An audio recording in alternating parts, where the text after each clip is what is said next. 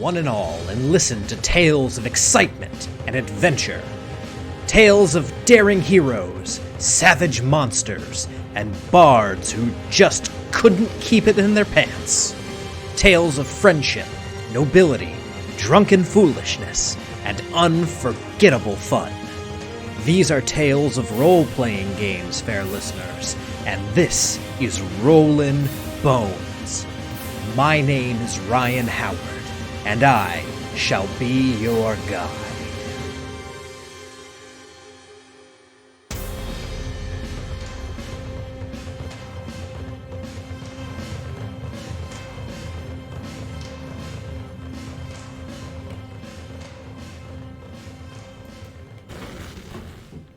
Hello everyone and welcome to Rollin Bones with Ryan Howard, your source for the best in RPG interviews.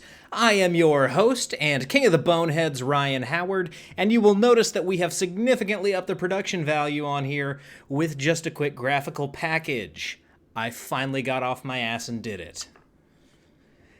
Anyways, we are of course here to have an RPG interview. That is what we do on this show. So ladies and gentlemen, let me introduce you to one of the quickest turnaround guests I've ever had in the show history. Even quicker than Zach Glazer when he came on the show. This, ladies and gentlemen, as you can see, is John Harper. He is the designer of Blades in the Dark, a very cool sounding RPG that we are going to talk about this evening. So John, welcome to Rollin Bones. Thanks a lot. Good to be here. Absolutely. Well, John, we are going to kick this off the way that we always do. I've got these questions everyone gets asked when they come on the show. So let's go ahead and start at the very beginning. How did you get into RPGs? I got into RPGs when I was about 10 years old, roughly. Gamma World had just come out, and I was not connected to RPGs very much. My uncles and cousins played it, but they were sort of the first generation mid-70s gamers, and this was sort of early 80s. And a friend of mine had a copy and invited me over to play it. We played like a solo adventure with him running it, and I was immediately just super hooked by the setting of Gamma World and just the fun of role-playing.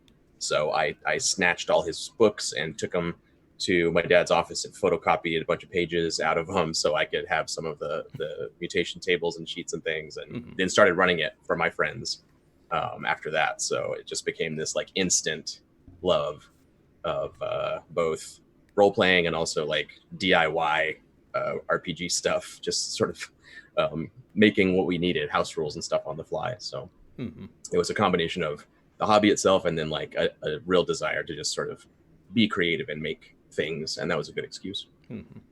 Absolutely.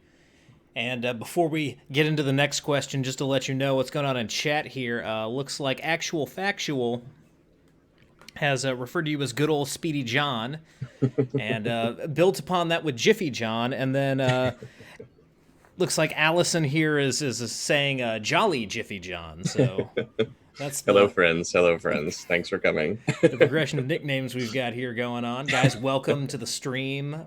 Thank you for tuning in to see John and hear about this game. So kind of moving on from there, of all the games that you've played over the years, what would you say your favorite is?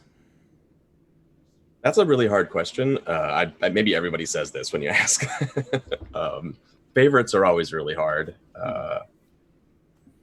I don't think there's a singular favorite, but I wowould say that for me, Talislanta and Apocalypse World have been very important to me as a game designer. Talislanta is an old game from the 80s, which is still around. If you want to get it, it's on talislanta.com. You can get all the books for free and stuff. Gotcha. But the designer, the developer of that game, became sort of one of my first major mentors as a game designer and publisher.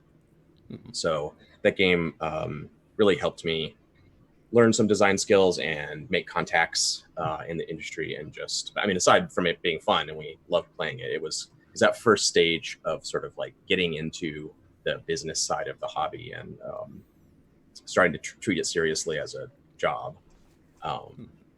And then Apocalypse World by Vincent Baker and McGay Baker was just hugely important for me again as a designer and a player. It codified or textualized a lot of the things that I loved about gaming and put them in a more accessible format that was made it easier for the community to talk about certain things, about GM skills, which traditionally have been very mushy and hard to talk about it succinctly.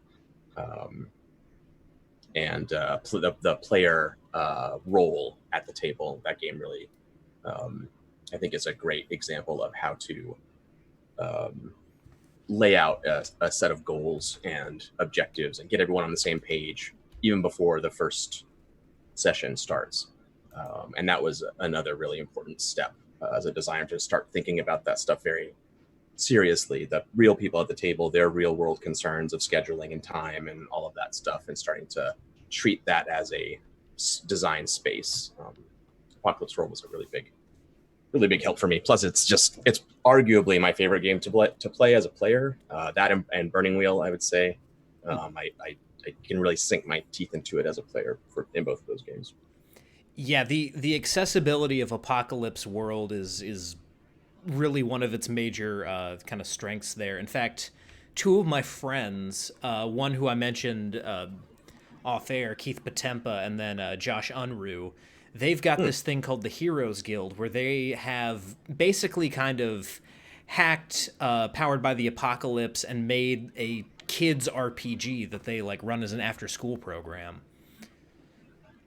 That's cool. I actually know Josh. I didn't know you knew him. That's cool. Small world.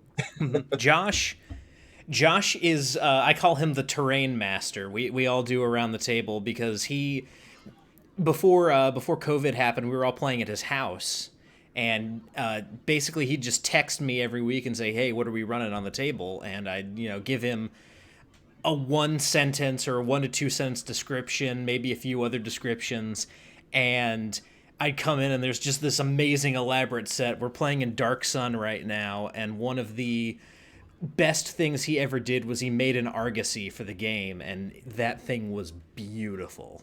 Wow. Amazing. Yeah, I game with Josh every week. Cool. He's a great dude, and I did not know that you knew him, so that's we cool too. we got connected on the internet a long time ago. We've been chatting back and forth for many years about gaming stuff. So yeah, Sweet, strange coincidence. Awesome, cool. Well, when it comes to those early Gamma World days, I know Gamma World's got some crazy combinations that you can put together. Do you remember your first character?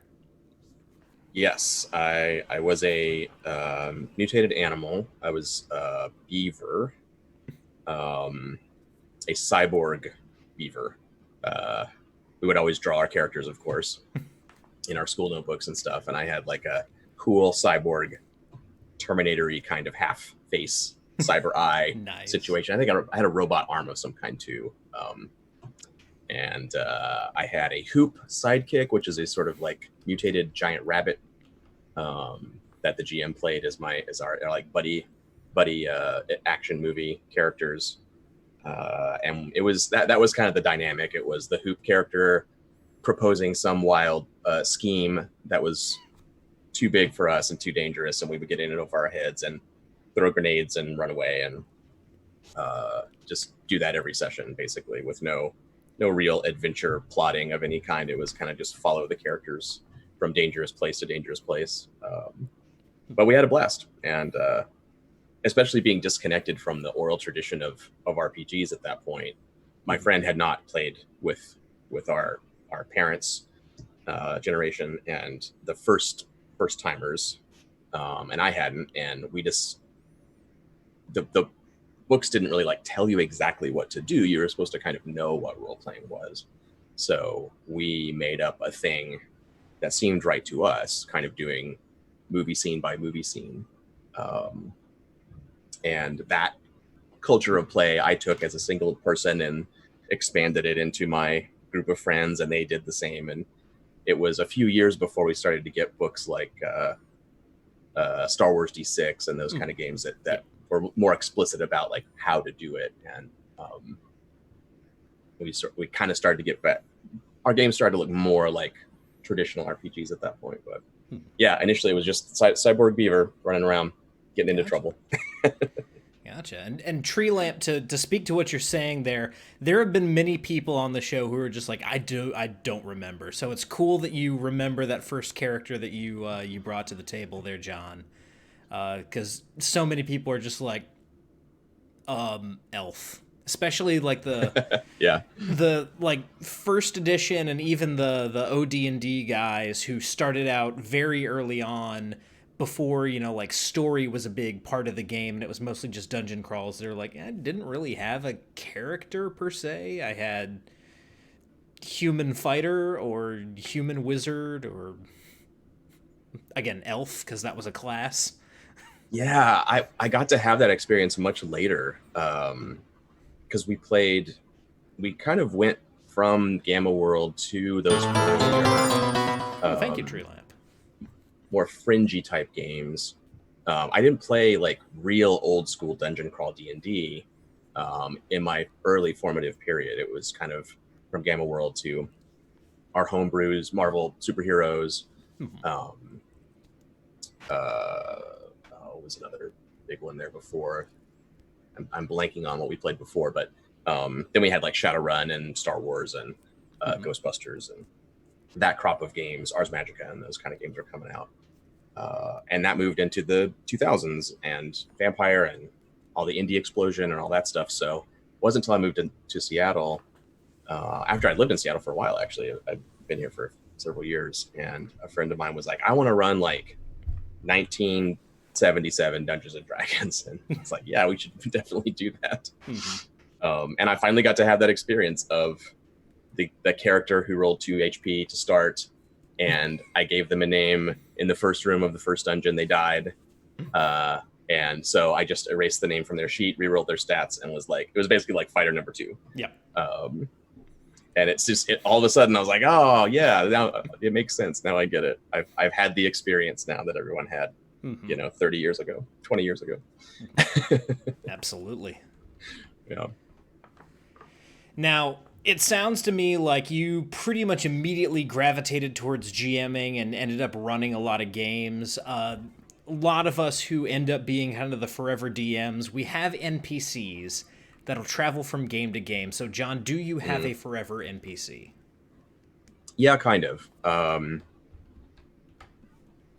It's not a particular character. I don't think, well, I'm sure people I've played with are like, John, you're forgetting about so-and-so.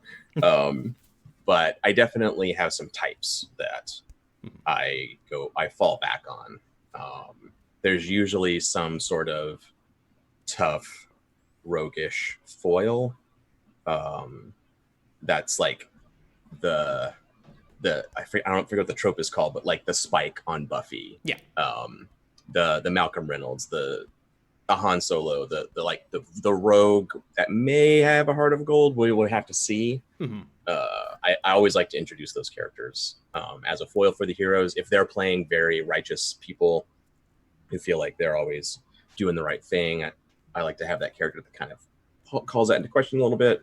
Or if they're playing characters that are very ruthless, that character can sometimes kind of be like, hey, maybe don't be such an asshole. So it's kind of a GM's pet type character, because that's the character I like to play when I'm a player. So I typically will introduce something like that into my games, even when I don't intend it. They'll probably show up at some point. Gotcha.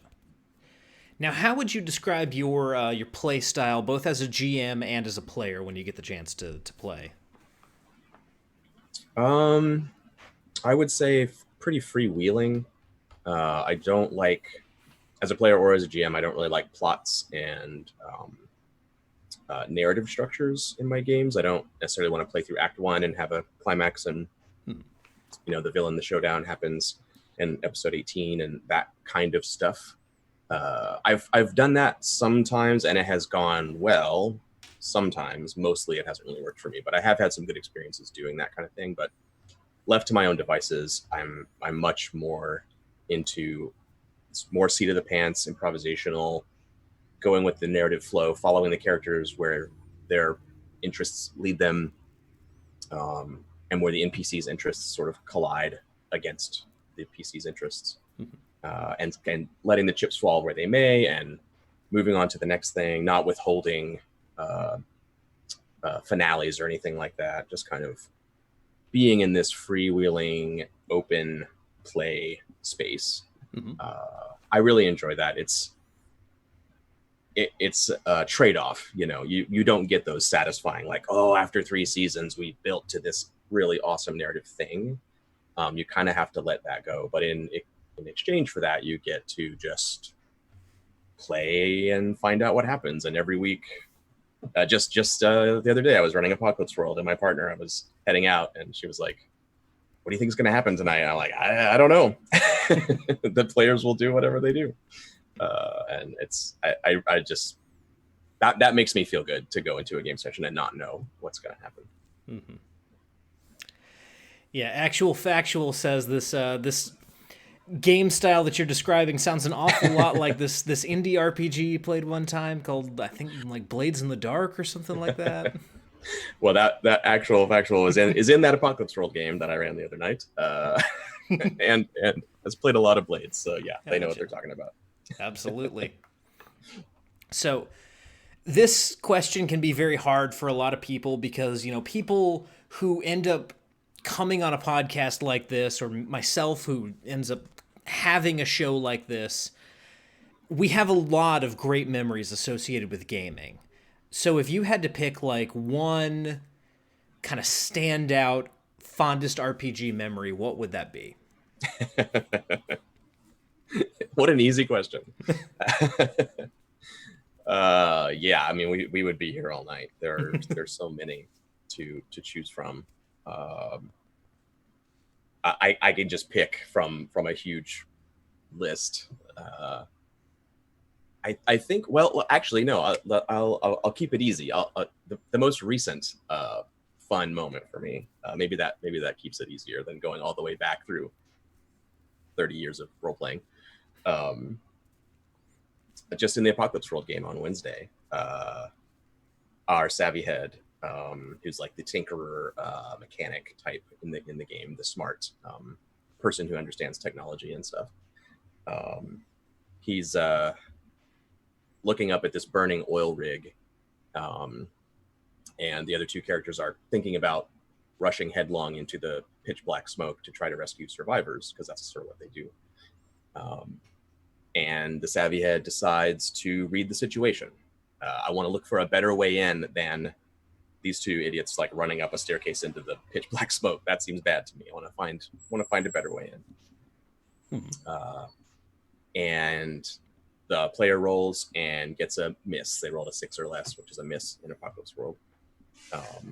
And that means you still get to ask a question and find out something about the situation, but then the GM makes a hard move that you pick from your list of GM moves to like throw a wrench into the situation. And the player of the savvy head chooses the question, what's the best way in past the fire and stuff? And so I get to say, oh yeah, there's an old construction elevator off to the side here. It hasn't been used in decades, since the apocalypse probably. It's all crusted over with sea salt, and it's that type of construction grade thing where you like plug a car battery into it to make it go, but it doesn't have a battery in it. But if it worked, it would go on the outside of the rig, kind of away from where the smoke is. So that's a good way in. And then for the GM move, I look down my list and I see offer them an opportunity with a cost. So then I get to invent this fact, which is, hey, you know your workspace with all your precious aquariums and your science projects and everything, that runs on a car battery. So, you could just unplug it and plug it into this elevator, and then you can get up there. Do you want to do that?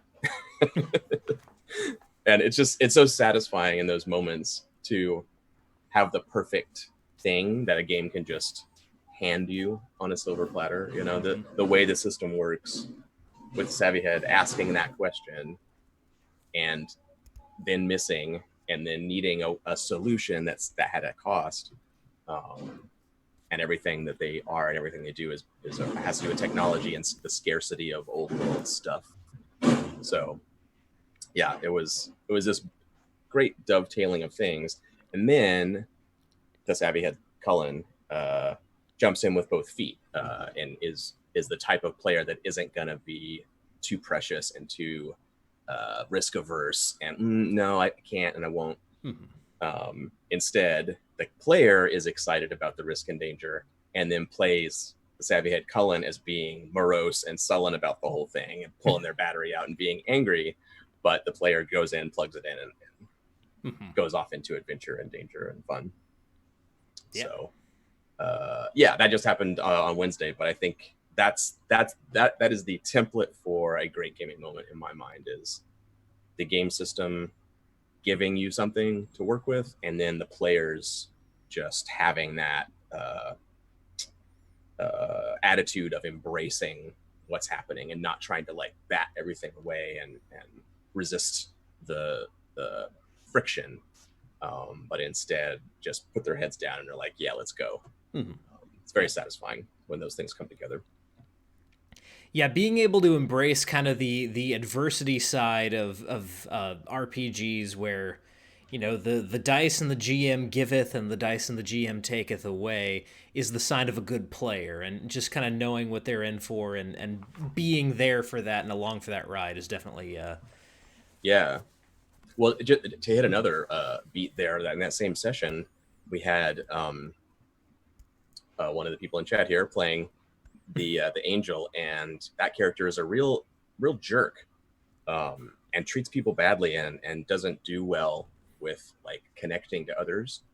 And often that can be another thing that's really hard to do in a game group, where if someone's character is acting like a jerk, like it's kind of like them acting like a jerk to everybody at the table, and you're kind of like, come on, why are you being such a dick? And we had a really successful navigation of that, mostly because the player was like, hey, I'm gonna be an asshole to all of you now, my character is, and like if that's not cool with you and that's gonna bum everyone out, like I don't need to do that, we could fade to black or we could just do a different scene or something. And then we're like, no, yeah, go ahead, you can be a dick to us in character, and we'll respond in character and like be pissed at you and stuff. But the real world people are all like enjoying that, instead of it being this kind of awkward, like someone is causing social friction at the table. So yeah, that was another good example of that. The times I've had like really awesome like role play, like pure character stuff at the table, almost always has come from that kind of 2-channel operation where the characters are doing this and we the people are like looking at each other and going like, yeah, okay, all right, is this good? All right, yeah, good. Super fun when that plays that way. Absolutely. Well, speaking of social friction, we have, you know, these great memories with great people because we share the table with all kinds of people. Some of them end up being, you know, our best friends in the whole world, but some of them we just don't quite click with. And then there are some who behave very badly, and the worst of these, there's this term that we have of that guy. So, John, if you have a that guy story that you're comfortable sharing on the show, hold forth and give us your that guy story. I do. I have one. I mean, I have a lot, but they're just going to be kind of a bummer to talk about because, you know, well, I will say that over time, the curation of the game group itself has become a skill set that I've taken very seriously, and I don't really have those experiences anymore because of that process of sort of vetting who you play. I think everyone goes through that process. Ron Edwards had a great analogy years ago, the game designer, about putting a band together. Like most bands fall apart because of that friction stuff, personality stuff. And over time, if you're someone who's like a working musician, like you start to get a feel for like how you're going to suss that out and get a group of people together that's going to actually make music. And back then anyway, that wasn't something people talked about a lot with role playing. It was kind of like, well, I play with everyone I know who's willing to play role playing games, basically.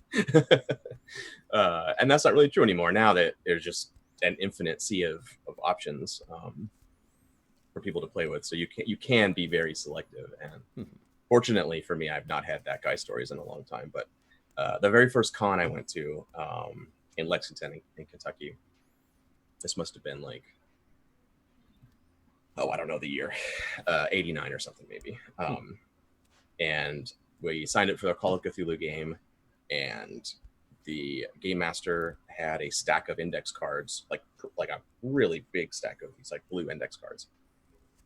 And we sat down to play, and we realized that this game was the entire thing was written out ahead of time on these index cards, like a choose your own adventure book. And we all tried to role play and get into it and like talk in character and whatever. And he would just turn over the next card and read what it said. And then we tried to do this and that. And we tried to like, okay, cool. Now that we know that, like, maybe we could go back to the library. And he would just like flip and go to the next card. And it became obvious we were trapped. We could quit the session and just walk away, which we almost did. And that probably would have been a good decision. I might do that today. But instead, we were like, how far is this really going to go? Is this guy really just going to ignore us and turn over cards and read them? How far can we push it? So we stayed and played out the session. And that's what happened. We just went on this on rails track, and some cards had A-B decisions we could make to go to the next one or whatever. It was baffling, and he took it extremely seriously. And we ended up trapped on the moon by a portal spell that went bad or something. But yeah, I always think of that person either as like a really bad sort of that guy example, or someone who like figured out a way to play role-playing games the way they wanted to do it. And they were like, this is how I want to do it. I want it to be this really specific thing. And if you'll show up and you go through my cards, great. If you don't, forget it. So I don't know. It's always stood out in my head. Like, I've never seen anyone else do that. Maybe he's still doing that and running games. People are enjoying them, but it was a stark message of, okay, no matter how bad some GMs have gotten, no one has ever like literally ignored everything we said.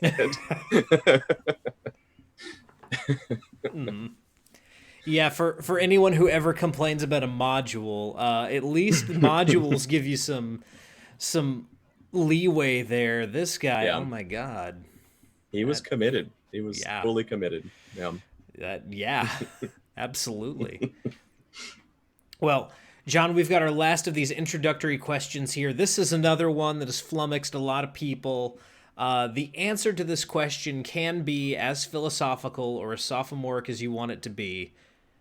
But if you could put anything on a t-shirt, what would it be? Wow. I've made a lot of t-shirts. That's tough. Geez. I think, God, that is a tough question. So I have here's my answer. I made one for our Blades in the Dark group when the game was coming out, when it was on Kickstarter and just after. Actually, for years after, I ran a game on YouTube with a steady group of players, and a sort of catchphrase came out of that group. And we're like, that would be a cool t-shirt. We should make that t-shirt. So I did. And the shirt says, talk shit, roll crits. Because, that's how the game worked. They just continuously talked shit to everyone and got in way over their heads, and then just bailed themselves out by hitting like 2% rolls and over. So made the shirt, put it up. Some people bought it. All the players got one, and some other people, yada, yada, yada. Years later, I'm like, oh yeah, I should revive that design, like put it on the new storefront or whatever. And I go to it and I discovered that and I guess this happens all the time, but I hadn't been paying attention to the digital storefronts. Someone had gone in, copied the design, and then copyright claimed mine as if I was ripping them off. And the store doesn't really do any checking, and they like flagged mine and shut the page down. And you're like, you can't sell this. This is a copy. And I'm like, this what? Somebody copied it and then flagged mine. So yeah, it's become this like thing now where I haven't even like put it into the new storefront now because it's like the band shirt, talk shit, roll crits. No one, you can't have it anymore. If you own one, it's like a rare item. Absolutely. Goran Sir in the chat has made their presence known, so hello. Thank you for tuning in here. So now that we're through these introductory questions, we should of course get to the topic at hand here. That being, of course, Blades in the Dark. So, I guess to begin, if you had to give like your elevator pitch for what is it that Blades in the Dark is about? What is it that's gonna bring someone in? What would that be? Blades in the Dark is an industrial fantasy role-playing game where you play a crew of scoundrels on the haunted streets of a city, and you pull scores to raise your crew's reputation and power in the underworld, and try to elevate your status among your fellow criminals. Gotcha. And what's cool about it, one thing that's cool about it is the crew has its own character sheet and is kind of the main character, so to speak, that persists through play. And it has a really quick and clean system for skipping over lots of planning and immediately starting a heist with no discussion necessary. And then fixing the kind of planning issues through flashbacks and that kind of thing. Gotcha. Yeah, that is something that is absolutely critical to a game like this, because one thing that always comes up is inevitable anytime you have any kind of city-based campaign in any RPG, someone wants to pull off a heist. Yep. And when you as the GM go, all right, we're gonna go ahead and, if you guys want to do a heist, let's do a heist. You inevitably have 2 to 2.5 sessions, maybe even a full 3 sessions of just what are we going to do? And it becomes 3 hours of people arguing back and forth about, well, I've got this and that this means that I can do this or that. And someone's like, well, that's not going to work. Or what if we try it this way? And you've got the fighter over there stacking their dice up because it doesn't matter what they do in that situation. So having a mechanic that takes that kind of off the table and says, all right, we're going in, and as it goes, we can kind of account for planning. That is a stroke of brilliance. Yeah, it was required, like you said, games that start to head into that direction always want to do the heist, and they pretty much always get bogged down by the planning. So it was kind of a top level design spec item. Like if we're gonna make a game about this, it has to solve this problem. If it doesn't solve this problem, there's no point in making it. So it took lots of play and iteration to find the right amount of how simple that fix was versus more nuanced or more engaging mechanically. Took a while to kind of dial that in. And other games have flashback mechanics. We didn't like create flashback mechanics, but they're a staple of the genre, especially in film heists. It's like the main thing is the flashback that you see that solves that problem. So it was the obvious way to go, and turned out to be a good way. But yeah, that from day one was if we're doing scores, heists, whatever, we need a way to skip, like for the characters to have done the planning off screen, essentially, and we as players just pick 2 things from a list, which encapsulates that planning that was done. And then boom, you're kicking the door down, or you're rappelling through the skylight, or you're paying off the guard at the canal lock, or whatever. We just need to do that first thing that you're doing on camera. Yeah. it's funny because when I think of blades now, like I in the pitch, I always say that as a feature of the game. I think it's an important feature of the game. Hmm. But because it does kind of take away that aspect, the planning and the tedium of that, Hmm. I don't, when I think of Blades in the Dark, I don't usually think of it because it's kind of gone. Yeah. I just like, oh yeah, in Blades you like have sword fights and jump off of rooftops and summon a ghost. And I always have to remind myself, like, no, talk about the flashback heist thing. People care about that because it just doesn't happen when you play. It's easy to forget because it's invisible. Mm-hmm.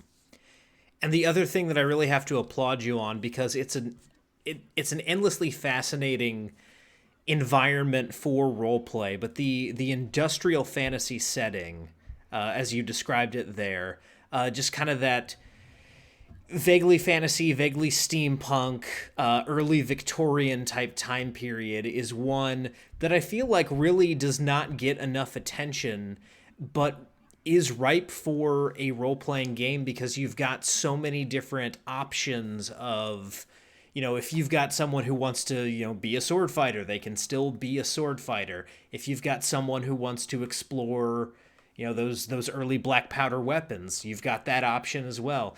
It's kind of a broad setting that allows for a lot of different things, and there's a lot of different interesting social dynamics happening in that time period as well. Yeah. And so there's That, oh, sorry, go go ahead. No, it's fine. Oh, just there's tons of opportunity for role playing and adventure hooks and different ways to get players involved, especially in an urban setting. Yeah. Yeah.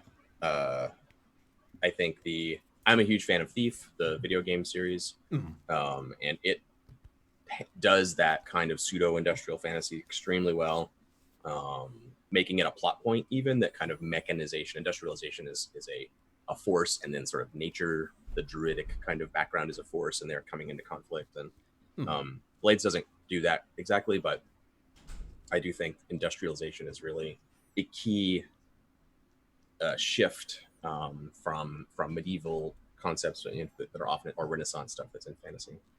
And we read The Jungle, Sinclair's book in high school, and it really stayed with me. That it's just such a horrifying picture of early industrialization that,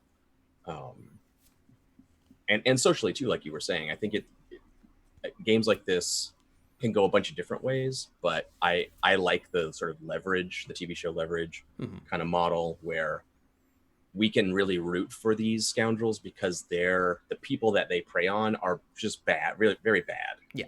And we don't feel bad. We're not like, oh, these assholes are like stealing from people and stuff. They suck. Like you want to see those targets get taken down. And when you have that kind of robber baron setting, where everything is so corrupt and so institutionalized, all of the things have become these institutionalized pressures, from the police being just like this thuggish militia kind of that serves the interests of the rich. What a concept. But tied to that with this sort of ideas of prosperity it requires workers, requires laborers, and the kind of using up and spitting out of labor. It's just ripe for that, for someone to be a scoundrel and to be breaking the law and doing crimes, because there's a system in place where if you don't do that, if you just play your role in that system, you never get anywhere and you just get ground down and destroyed by it. So it's heroic to be a thief in the setting, instead of just stealing people's stuff, Yeah. it recontextualizes it into something that's a little more enjoyable. Gotcha. Now, kind of taking things all the way back to even before, the game started and the Kickstarter campaign and all that. Where did this idea come from? I know you mentioned Thief as a major inspiration, but was this born out of other role-playing games that you were running, or was this just kind of a gap in the market that you saw and thought, we need a game like this? It was kind of both. I was running at my old workplace. A bunch of people were excited about the idea of role-playing games, and um, I'm not sure exactly. It might have been towards the beginning of when Critical Role was getting off the ground, but somehow they had heard about this and were like, "Hey, John, you do that stuff. Like, do that thing. We want to do that thing." So we started with like classic Tom Mulvey basic D&D box set stuff, and did dungeons and um, messed around with Keep on the Borderlands a little bit and some other stuff, some classics like that. And it was this big group of people. We just meet after work, and like whoever showed up would play, and characters came and went, died, retired, whatever. Sure enough, they ended up in a city, and sure enough, they got entangled with the Thieves Guild and killed their leadership and took over the reins of power. And we did that urban city, fantasy city thing, and we did have our planning sessions, which were annoying. But the major subplot of that series was one of our wizards coming into friction with the demon contingent. In that setting, wizards did magic by sort of like using demons as it's a sort of magical labor force kind of thing. Mm-hmm. So it came to a head, and we had this sort of epic showdown that destroyed the gates of death deep in the underworld of our setting and freed all the dead spirits from the past to ravage the earth. And it was kind of this apocalyptic cataclysm event. And so I sent out an email to everyone who wasn't there that night, was like, "Hey, the people who showed up destroyed the world. Our next session is on Friday. Do you want to play during the cataclysm when all the ghosts are freed and ravaging the world, or do you want to go forward 1,000 years into some new world that has survived that? And we'll see what that's like." And they were like, "1,000 years, yeah, that sounds awesome. Let's do that." So I wrote up a little sketch of what that world was, and I'm like, "It's 1,000 years. Let's have like trains and things, and like kind of jump forward in the timeline and create some technology that keeps ghosts at bay and stuff, because that'll be important." And that was the initial sketch of the Blades in the Dark setting. And they played these ghostbusters basically that rode the train network and like kept ghosts off the train with these lightning hooks, and it's kind of blue collar job kind of thing. And then the new Thief was coming out, the much touted Thief 2013, maybe 14. I forget when it came out, so around there. I was super excited about it, loved that franchise, and it was all in my head, and I was thinking about Thief all the time. Some other game designer friends of mine were making Thiefy games. Will Hein March made Project Dark, and we were just like, it was on our brain. And then that game was kind of disappointing, and so it lit a fire under everybody to like, "Oh, I could do that. I could make something that's I want my Thief game. I didn't get it, so I want it." And that kicked the group into playtesting seriously and starting to build the core of what turned into Blades. Gotcha. Yeah. So yeah, thanks to D&D and players that were willing to destroy the world. It led to the setting, and then the game. It was about 2 years of sort of internal playtesting to build the core of what Blades was when the Kickstarter launched. Gotcha. And lest we kind of leave this out, you're not just in this particular game dealing with kind of Dickensian cut purses, as it were. There is an occult element. There's some weirdness going on in this city of Doskval. So get into that a little bit. What's kind of the fantasy or the occult layer to this particular setting that we have here?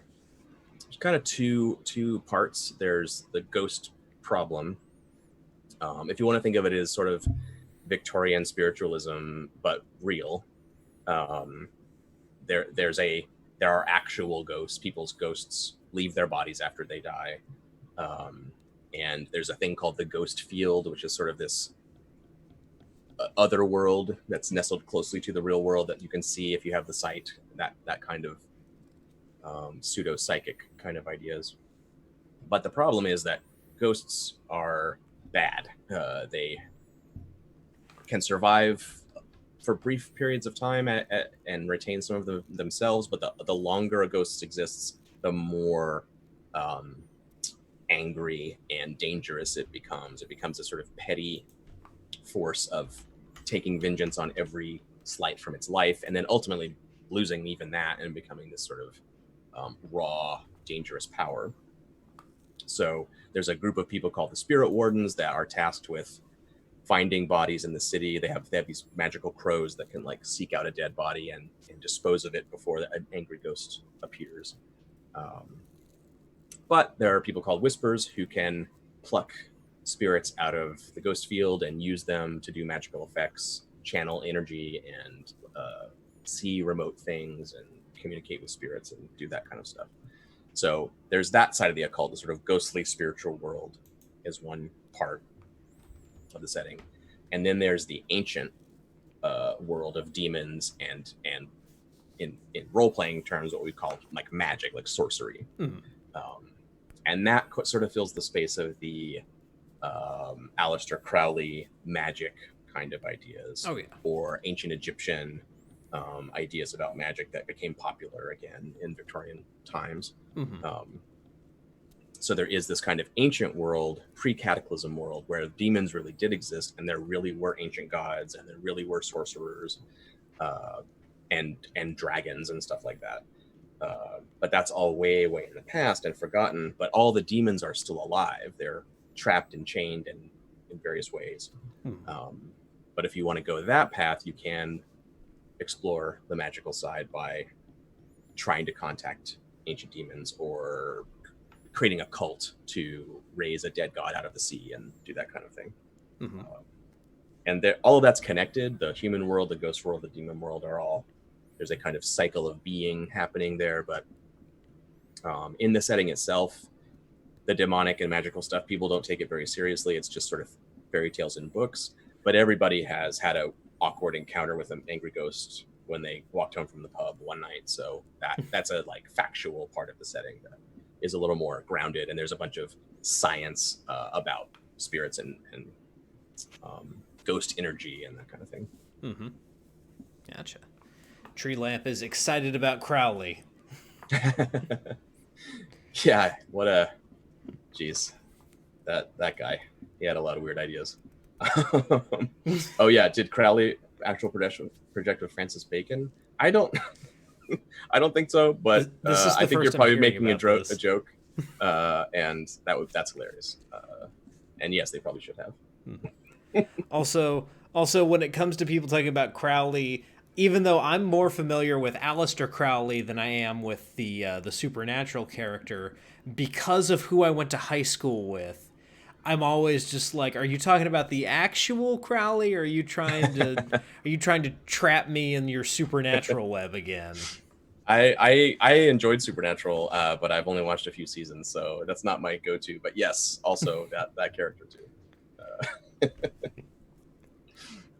So when it comes to actually, embodying your character in the game, you've got a couple different archetypes to choose from. So, when it comes to, the Cutter, the Hound, the Leech, the Lurk, the Slide, the Spider, or the Whisper, what do all those kind of vaguely translate to as far as, archetypes that you can play? The Cutter is the fighter type, the thug, the heavy, the muscle. But in Blades, they also embody sort of leadership and commanding other people to do stuff without violence necessarily, just being like an imposing figure. They can be intimidating or they can be inspiring. So they have a lot of tools for violence, but they also have a lot of tools for not doing violence. And of note in Blades, your playbook choice gives you some starting stuff, but it doesn't constrain you. Like everyone can multi-class, so to speak. The main thing it does is it tells you how you get XP, how you earn experience points. And so the cutter earns experience when they solve problems with violence or by showing leadership and imposing their will on others. Then the hound is the shooter character, which is also the scout and hunter. So they're good at tracking people down, doing the sniper job kind of thing. If you want to play that role, they also are good with sort of like pets and familiars. So if you're the type of person who wants your cool ghost crow that is your pet, that's the hound's thing too. The lurk is the classic burglar, second story operator, thief, but they also have some supernatural components where they can step sideways into the ghost field to dodge blows and that sort of thing. So they can have an occult tinge to them if you want to go that way. The leech is the physicker, healer, tinkerer. If you want to invent stuff, you want to craft your own alchemical substances, poisons, bombs, build a flamethrower or whatever. The leech is good for that. Or you can play more of a doctor type role and heal the team and set their broken bones and stuff. The leech has a power where they can become immune to a certain poison and then excrete it from their body to use as a weapon. Everybody loves that one. Where are we? Leech, lurk, cutter, hound. Slide is the confidence artist, the trickster, smooth talker. They have a lot of social abilities, and they can confuse people with disguises and alternate identities. They have a little bit of mesmerism, hypnotic voice, and that sort of stuff. They can talk to ghosts using that if they want. They can kind of be like a way for a feral ghost to retain some part of their humanity. The slide can kind of draw that out of them if you want to play more of a magical slide. The spider is the mastermind, the character who is most effective when sort of helping everyone else. They're good at giving everyone else bonuses. In downtime and in planning, they have all kinds of effective things where they can sort of boost the team. I planned for that long ago. This is a culmination of 2 years of my efforts, and they can suddenly just like drop this kind of super planning power. And they're also really good from prison. Prison is kind of a thing in the game. And I've heard several stories of spiders that just take the fall, take the rap for the team and reduce all their heat and go to prison and keep playing at the spider from prison and like manipulating everything from behind bars. So that's a way to play. And the Whisper is the occult character, starting out mostly with sort of ghostly allies. You're able to summon up a local ghost from the ghost field and gain information from them or use them as a ally in combat. And also because the ghost field is electrical in nature, Whispers can do that sort of thing. They can channel electrical energy through their body, create storms and lightning and that sort of stuff. Did I miss anyone? I think I got everybody. Yeah, I think that's everyone. So. Yeah. And actual factual, if the slide has whiskey, then I would like to hook up with the slide because I'm dry right now. So yeah, what are we drinking tonight, Ryan? What's your choice? Let's see. I had some Buffalo Trace bourbon. Oh, excellent, nice. I'm drinking Lafroig Scotch. Nice, tonight, but nice. I'm also a bourbon guy. I'm from Kentucky. What can you do? Absolutely, yeah. And I'm close enough to Kentucky right now that we get some pretty good bourbon around here. True. Although I gotta say, I've gotten onto Tennessee whiskey recently. Like for some reason, it was never a go-to for me, but I discovered, thanks to one of our local bartenders, Uncle Nearest, Tennessee whiskey, which is like exceptional. So yeah, highly recommend that if you can get it. Gotcha. Yeah, around here, as far as Tennessee whiskeys go, there's two that I really like. One is from Chattanooga Whiskey. they've got a really good bourbon that's it's not quite to Kentucky, but it's up there. Nice. It's really good. And then there's also Nelson's Greenbrier, which is made here in Nashville where I am, and that's good stuff. Cool. I will add those to the list. I'm always looking for new stuff. Gotcha. So, as you said before, when it comes to playing, you aren't just worrying about your own character's skin. You also have the faction to worry about because your group's status within the city is very important. So, mechanically, how does that end up playing out? Yeah, it serves that purpose. There's a kind of laddering up in the first in the underworld, and then if you want, you can kind of expand outward from there. Peaky Blinders, the TV show on Netflix, is a great example of how a like bookie operation with one room kind of grows to being something else. No spoilers, but that's kind of part of what you do in Blades. You can grow in sort of power in the world and status and reputation and effectiveness. But the kind of the real reason for the crews to exist is for all the players to get on the same page together for what we're trying to do.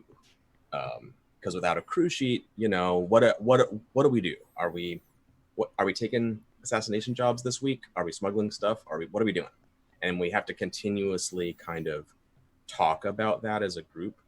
But if instead, when we start, we pick smugglers, then we can do whatever we want. It's not like we can only smuggle stuff for our scores, but it does mean that as a group, we've decided that sounds cool to us. Everyone has looked each other in the eye and said, yeah, smugglers, that sounds awesome. Or someone went, nah, I don't want to do that. Let's pick something else. It helps sort of jumpstart the game series instead of an infinite array of different criminal operations you could pick from. You pick smugglers, great. You have a client, they have this contraband, they got to move it through this dangerous area. Go. And of course, as you play, things sprawl out and relationships change and goals and priorities change. But it really is a kind of first 5 sessions maybe, tool to really get the action going as much as you can. From we pick smugglers to we have this job that we want to do, cut to the chase, make the engagement roll, first scene, score complete, get paid, move on, bang, bang, bang, bang, bang, everything, dominoes all fall. Or you fail and you get rounded up and thrown in jail or whatever. But it's a focusing mechanism because just like character sheets, the crew sheets give you these very specific things, but you can reach over and borrow from other crew sheets. You can add an assassin ability to your smugglers. You can add occult ability to your smugglers. So over time, you can kind of let it go wherever it needs to, wherever your interest is pointing you. But yeah, in the beginning, that choice of crew is a way to get buy-in, I guess is a good way to put it, for all the players. What are you excited about? Yeah, and one of the interesting things, one of the archetypes that you have here for a crew is that you guys can full on be just a cult, which I think is super interesting. Just a criminal cult to kind of couch your playing in. Just at the end of the day, we adhere to this certain religious order, or we believe in this certain thing, and that's what's driving us. That could make for some really interesting sessions. Cults are really cool. I think it's very telling. Like some groups are like, well, why would you play anything except cult? They're just it's so obvious to them that it's the best. And then other people are like, I don't understand, that's dumb.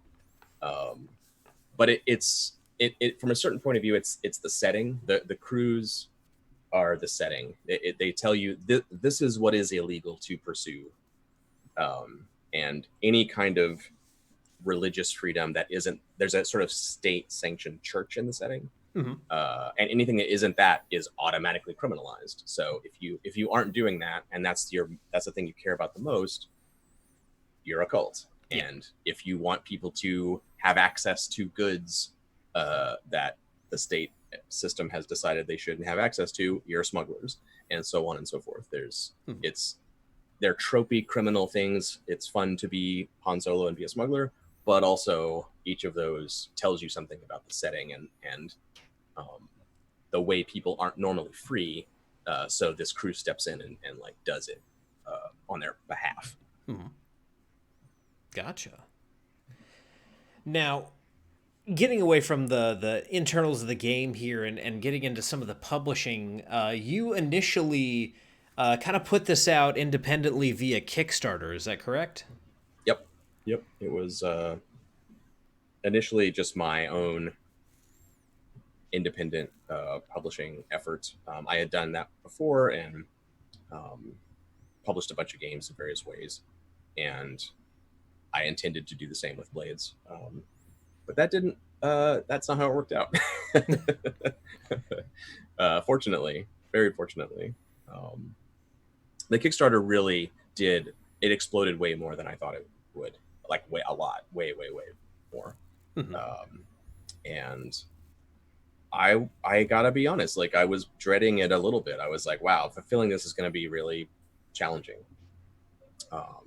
But at the same time, the Kickstarter was very successful, so I was like, well, I had already kind of quit my day job years before, but I was like, well, I can really double down now. Like this is going to be a huge rock to roll up that hill, but I got nothing else to do, so I'm gonna roll up my sleeves and get it done. And yeah, my friend Sean Nittner is someone who's one of the main people at Evil Hat Productions, and I've known Fred Hicks, the co-founder of Evil Hat, for a long time in the gaming world, and just as friends, and also Sean is a very close friend of mine. And he just reached out. Like I didn't say anything. He just reached out and was like, "Hey, are you feeling a little overwhelmed by this?" I'm like, "Yeah." It's like we can help you. And so we had a great conversation where we just were all on the same page and we all wanted it to succeed in the same ways. And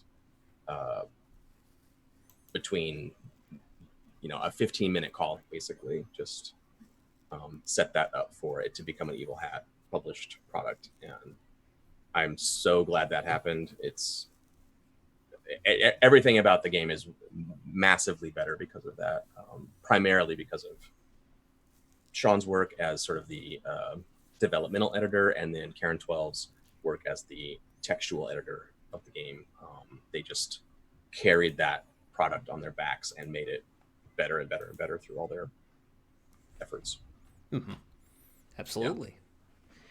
Yeah, and Evil Hat is a company that I have a great affinity for the sole reason that they possess the license to my favorite fantasy series of all time, that being, of course, the Dresden Files. Yes, So it's cool that you are hooked in with that ecosystem there, and you were able to kind of parlay this successful Kickstarter into a partnership with a company as ubiquitous as Evil Hat. Yeah, it's been great. And then once we decided to do the SRD and the kind of open it up to other creators, they stepped up again and said, like, we're very interested in publishing Forged in the Dark games, and we're actively soliciting people to come in and make new products under that banner and publish them. And Off Guard Games, like, immediately, they were already working on stuff as Kickstarter stretch goals, which were promised to be a 16-page PDF or whatever, but they were like, no, we're going to make entire standalone products out of these. And they made Scum and Villainy and Band of Blades. I think Scum and Villainy came out the Gen Con after Blades, and then Band came out the Gen Con after that. So it's just been this like steady set of producing cool stuff. And then there's many other awesome Forged in the Dark games that are built on the system of Blades in the Dark, and take it in all these different directions, from cyberpunk to rural crime families, like Justified style, or Breaking Bad kind of stuff. Girl by Moonlight, which is coming out from Evil Hat. Magical Girls, kind of Sailor Moon-esque action is a new one on the horizon, and it's just really cool that they were not just stepping in to really help me personally to get this thing out into the world, but also we're interested in continuing to create new relationships with new designers and new voices and perspectives. It's been so exciting. Yeah, I've been trying to get Strauss on the show since like I started this thing. Josh Unruh was actually like, "Hey, you need to have Strauss on the show so you guys can talk about Band of Blades, because he's been wanting to run Band of Blades for a while." Strauss, I still want to have you on the show. Maybe it'll happen. Absolutely. Yeah, Strauss and John L.L. both are fantastic. I love them. They're good friends and also just great designers. And in the first playtest of Band of Blades, my rookie died in the first scene, I think. So I just knew that game was going to be great right then. It was so perfect as the like war movie RPG. It's so good. So when it comes to available products right now, you basically have the just the one book. Is that correct? For Blades in the Dark, yes. Yeah. It is a standalone, everything in one book kind of game. There are things happening behind the scenes. We'll see which of those gets prominence first, but there will be more stuff for Blades in the Dark. On the website right now, if you go to bladesinthedark.com, there's a resources tab, and almost everything from the Kickstarter stretch goals has now been made available to the public. So if you want to get extra stuff for Blades, that's a place to find it. The Vigilantes material, which Sean Nittner wrote, is there, which is also being revised into something new, but you can get it there if you want to play a Vigilantes crew in Blades, and a bunch of other stuff. There's just been a ton of awesome content made to support the game, and everyone has essentially made it available to the fans. So that's really cool. And then outside of Blades, Evil Hat, Sean Nittner and I just published Agon, which is our Greek heroes action adventure game, and that the books are coming out. They're shipping from Texas right now. I think they're in the air somewhere. So yeah, another Evil Hat collaboration, which is not related to Blades at all, but is coming out this fall now. It was supposed to be spring, but COVID had its way with all of that. So yeah. Gotcha. Well, what that means for those of you out there who are not already on the Blades train here, the buy-in is super low at this point. You're looking at $30 for the book and PDF combo from Evil Hat's website. So at this point, if you're looking to get in on something like this, like we said, there's one book right now. So get in while the getting's good, and there's only the one book, and you're not worried about buying 4 different books like you might have to if you want to get into 5th edition at this point. It's $70 cheaper than 5th edition. I'm just saying. Absolutely. And on my itch page, it's johnharper.itch.io. I regularly make community copies available for Blades. So if you're in a position where you can't buy the book, on a regular basis, I put up free copies for people who want to get it for free. So Gotcha. Follow me on Twitter, and I always tweet in advance of when that happens, so you can go and grab a copy if you need one. And I know that, like you said, further content for this it's kind of up in the air at this point what's going to end up being prioritized. But is there? I can't announce anything right now. Right, I mean, there's things are happening, but yeah. Is there any desire though for essentially what would be a module for Blades in the Dark? Like, this is a heist scenario that you could run with your players. Is there any desire for that, or? Yeah. Sean Nittner has made a few of these. They're on the Blades website. If you go to that resources section, there's 3 or 4 that Sean made, which are one-shot heists, which are really cool. I think they're just 2 pages long or something, but it gives you all the information you need to run it, and then gives the players a set of questions at the beginning to kind of like customize how they want the heist to go, or what they're trying to do with it. And then he has a really cool supplement on the website called Broken Spire, where you play a like tier 5 crew at the end of the height of their power, as a one shot. You can play it as a campaign if you want. The one shot rules are really cool though. And you are set to kill the immortal emperor. That's your desire. And so you either play a cult who's doing it for occult reasons, or you play a noble family who's doing it for political reasons, or whatever. You choose your flavor of assassins, and then you have a like really awesome heist against the immortal emperor in his throne room, and like try to destroy him. It's great. I ran it a few months ago, and super fun. But yeah, Sean has developed this kind of great sort of 2-pager Blades heist thing, which we host on the site, and then other people have made their own versions of that. So I think if you just sort of Google around for like Blades score or something, you'll find some other examples, and they're great. At one of these days, maybe we'll collect them all into a book or something, but right now they're more of a community-driven resource to get you going. If you're starting with Blades, I would highly recommend getting Sean's initial like 4 one-shot scores off the website and using those as your template. They're cool. Now this tier 5 one shot, I'm imagining this is the everyone's kind of gray at the temples, and this is the apocalyptic one last job.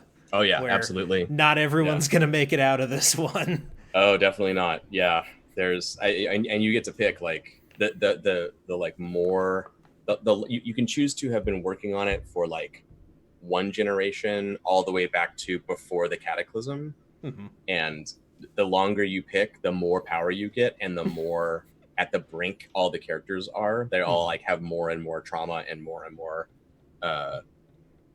bad stuff. Like they're all like 1 job away from death essentially, and that's of course the one we picked.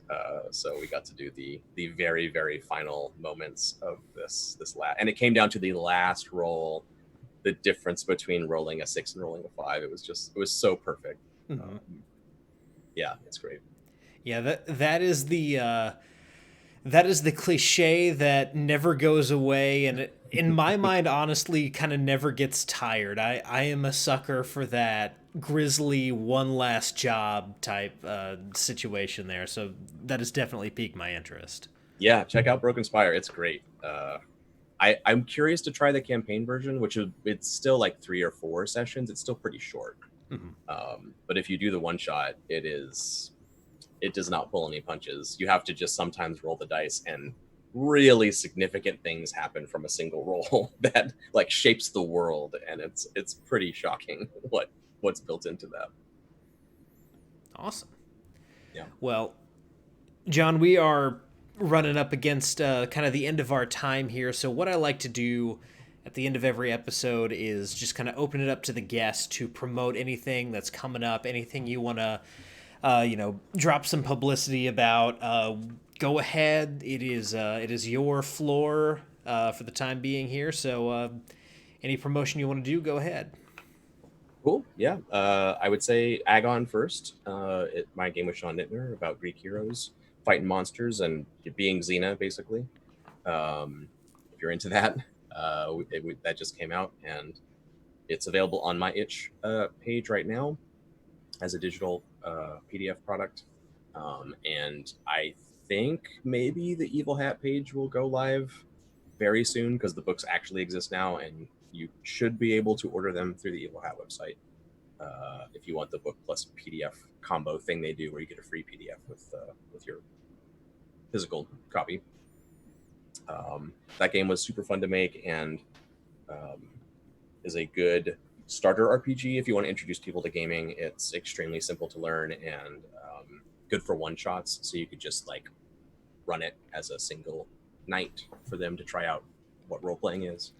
Very low commitment kind of game. That was how we designed it for GMs. Also, if you're a first time GM, we created a system that's very easy to run. So that's its main deal. I would also promote my partner's games, Allison Arth, allisonarth.itch.io. She makes awesome poetry games. They're role-playing games that you play, and the artifact of play that you end up with at the end of your session are poems. It's a strange idea, a little intimidating at first to think about writing poetry as a social activity. But then you do it and it's easy and fun, and then you have a cool poem afterwards. So I was skeptical, and then I played them and they're just super fun and great. So there's a series of them that start as a single player exercise to kind of get your feet under you and understand what the thing is. Then there's 2-player, 3-player, 4-player. The further games have not come out yet, but 1 and 2-player games are both out right now, and there's a series coming out. And then if you play those and you like them, I would recommend searching itch.io for lyric games, poetry games, single-player games. There's a bunch of cool games out there like Plot Armor and Cozy Little Game, Alone Among the Stars. There's this whole set of creators on Itch making cool single-player activities that like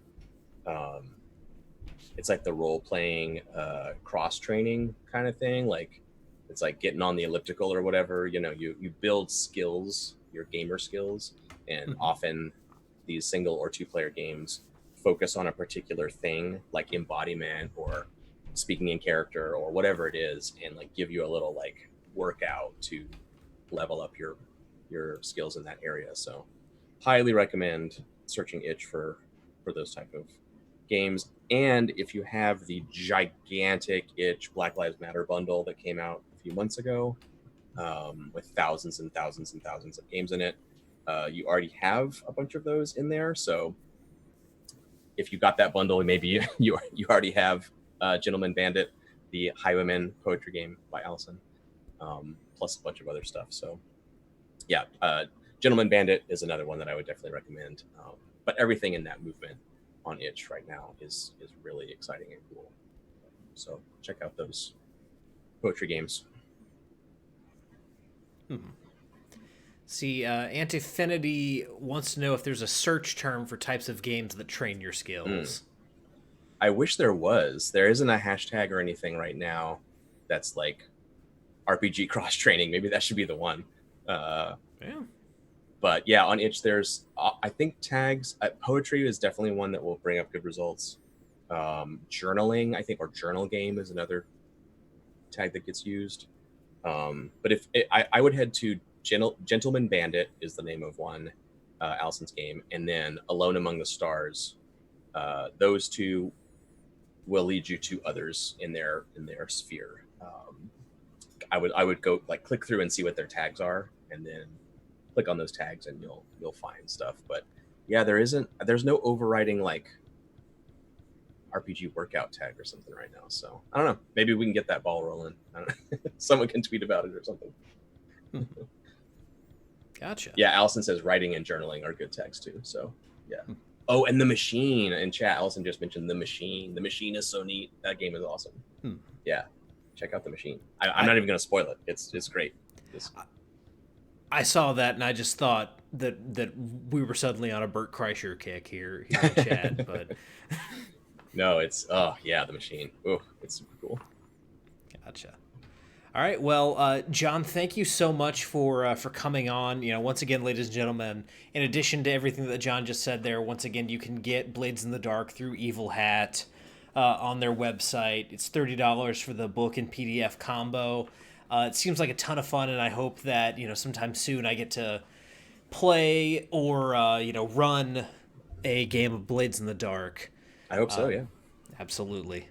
Well, guys, next week, I know recently We've had several episodes that have just seen, money flying out of your wallets from these Kickstarter campaigns. And, well, we've got another one coming up. I both love and hate to say it. Maybe I love it, my wallet hates it. But we've got this game called Gun and Slinger that is launching on Kickstarter on August 13th. It is created by Nevin Holmes. They worked on Slayers with Spencer Campbell. They were one of the guest contributors for one of the guest hunts that Spencer had as a stretch goal. And they've got their own project that is coming up. So next week we're going to be talking to Nevin about Gun and Slinger. And this game just seems fascinating to me, so that'll definitely be an interesting conversation.